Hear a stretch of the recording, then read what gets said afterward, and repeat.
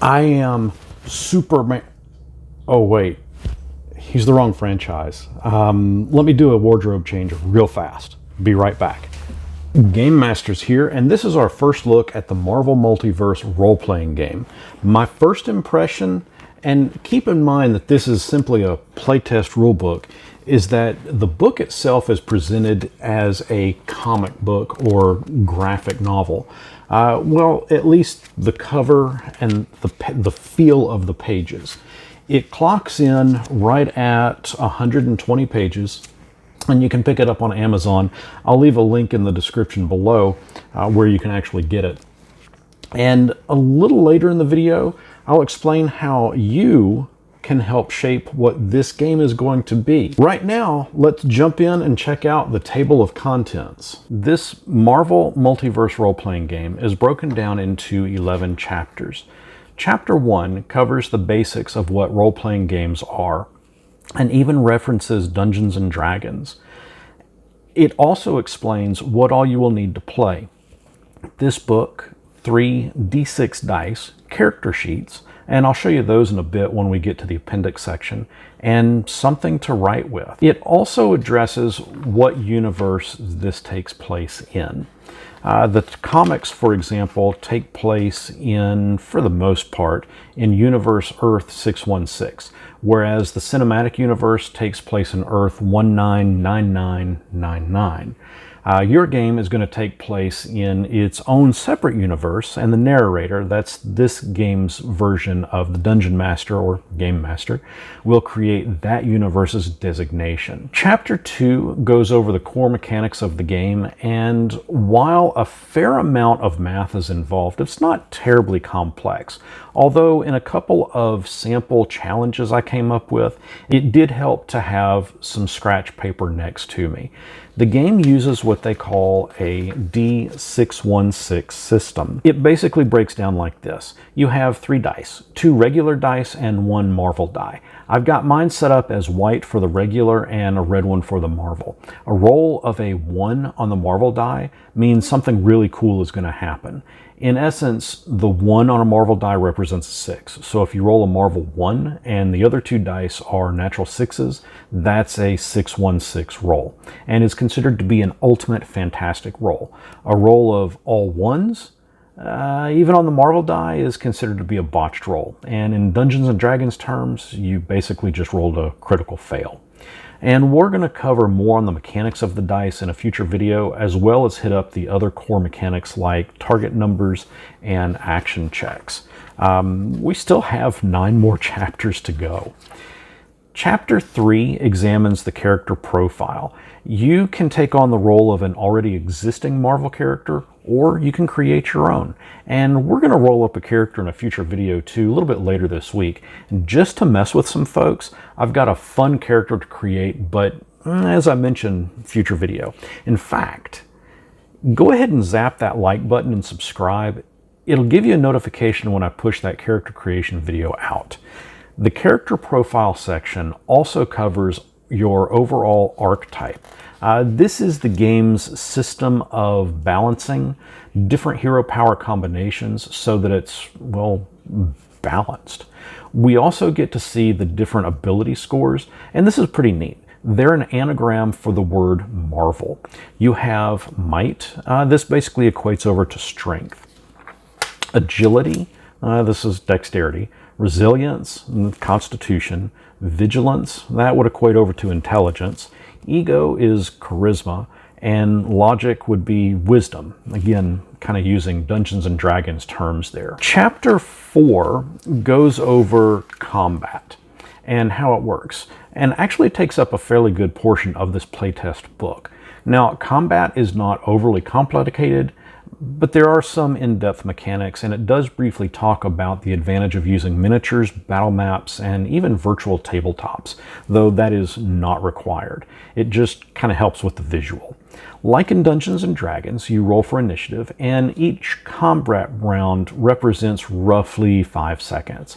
Depending on your abilities, there are a large variety of actions the players can perform, from crawling up walls to shooting energy from their hands and eyes, spinning webs, flying, teleporting. You guys know all the traditional things that superheroes can do. When a character is hit, damage is rolled, and that's kind of based on the type of attack that they made. For example, if your hero uses frost attack or cold-based attacks, you could potentially freeze your target, or if you have psychic abilities like Professor X, you'd make attacks that could potentially overwhelm the target's thoughts and kind of bring them to their knees. Chapter 5 goes into how to create a character. And remember, we're going to create one in a future video, one that I've been thinking about since I've heard about this game.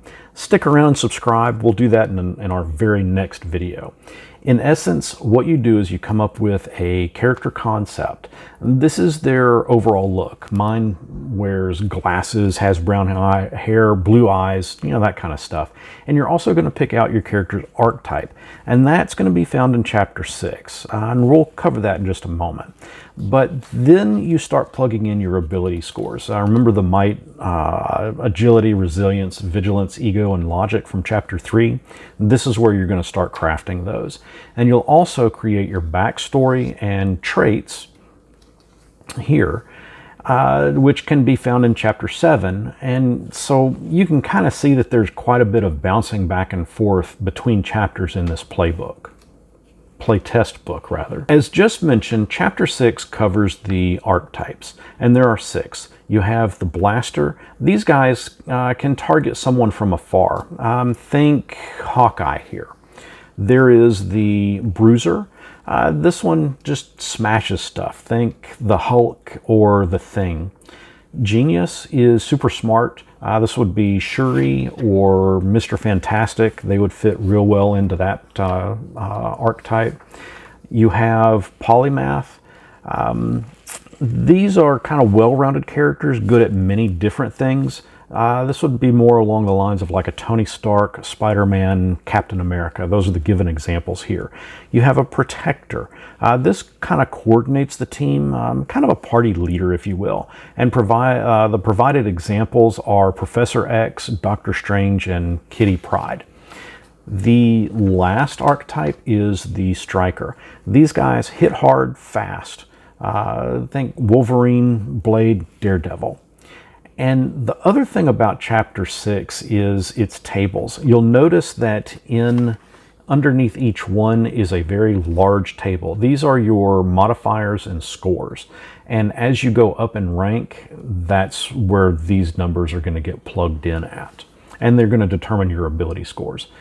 Chapter 7 goes over, and as we mentioned back in Chapter 5, Backstories and Traits, and it looks like they kind of goofed up here. This is Chapter 7, but the graphic, that certainly depicts a 6.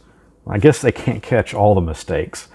Anyway, backstories are just that, a character's origin story. It can be as simple or as detailed as you want. I was bitten by a spider, and just leave it at that. Or go write 8 movies worth of a Spider-Man beginning. That's all up to you. The bigger element in Chapter 7, however, are the traits. These things are what are really going to make the character. And you would have things like Deal Maker. You're skilled at the art of negotiation, or a debate champ. This one would let you use your logic score instead of your ego score when making ego checks. Or let's say you are supernatural. You would have powers that are magical or based on something magical. Chapter 8, however, is where the core of the super in superhero is going to come from. Listen, you're wanting to play a superhero role-playing game. This means you want some freaking superpowers. Chapter 8 is where you're going to find them. The powers are broken down into 12 overall, well, powers. Each one having a subset of powers as you gain ranks. They are battle suit, think Iron Man. You have a suit that can enhance you. Blades, think, well, Blade here. These are experts with bladed weapons. Cybernetics, The only one I can really think of for cybernetics is going to be maybe Nebula as an example. And I really don't know what the superpower here would be. Again, I'm just kind of going over this, and we'll do a deeper dive to check out, what each one of these do at a later video. Firearms, guns, guns, pew pew. And they do point out here that very few Marvel heroes use guns, as they generally don't want to kill anyone. However, a lot of their enemies will use weapons, guns specifically. Energy control, I'd put Electro in on this one, having the ability to control and manipulate energy. Martial arts, Shang-Chi, that's the go-to with this one. You have plasticity. You can stretch and twist as if you're made of rubber. Shield bearer, Captain America. Spider powers, Spider-Man. Come on, they're not getting very creative with these names here. You have super strength. This would be the Hulk or the Thing. Tactical mastery. I'd place Nick Fury with this one. And weather control, Storm. No question there. A little into chapter 8, we are given power lists. And that's what these are here. These are basically groups of powers that are put into sets and subsets. As you gain ranks, your powers can grow. What, you didn't think you'd start off as Iron Man from Endgame, did you? No, you are going to start off with some scraps in a cave. But this section right here is what I dig the most, the power descriptions. This is where you can really pick and choose what types of power your superhero is going to have. Chapter 9 provides to us some sample already existing heroes that we can pore over and kind of get ideas of as to how to build our own. We have Black Panther, Captain America, we've got Captain Marvel, Groot, and a few others. And these are great to look at. If you want to use one of them to play, perfect.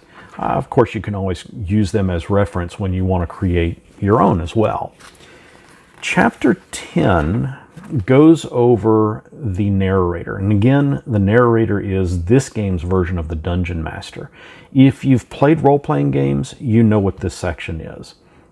It just gives basics on how to craft the story and kind of how to run the game. Chapter 11 is the sample adventure called Enter Hydra. And I don't want to give away any spoilers for those of you that are going to run this adventure. There's a pretty cool map and a fairly nasty fight.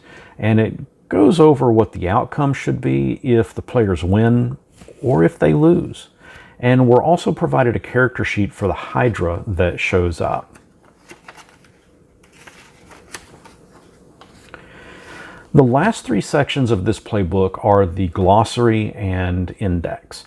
Always handy for when you need to look something up. The character sheet, and I don't recommend using the one in here. The paper used is like a magazine paper. It's very super slick, and it just is not going to hold a pencil very well. And of course, if you use a pen, it's set. But Marvel has provided a downloadable character sheet, and you can get that. I'll put the link here. Lastly, we have a rules reference section, and this is just a fast, quick, and dirty reference of the major elements found in this book. At the top of this video, I mentioned how you can help shape what this game will ultimately become. I'm not talking about the meta of it, as in, yeah, when you create your own world, you're shaping what your game is going to become. No, I'm talking about the game itself, from the mechanics to the archetypes to traits, all of it. As you are aware, this is a playtest book, and it isn't the final product. You know when an RPG, online RPG, puts a game into beta testing and folks are going to sign up for it? That's what this is. Only, yeah, we paid $10 for it. Meh.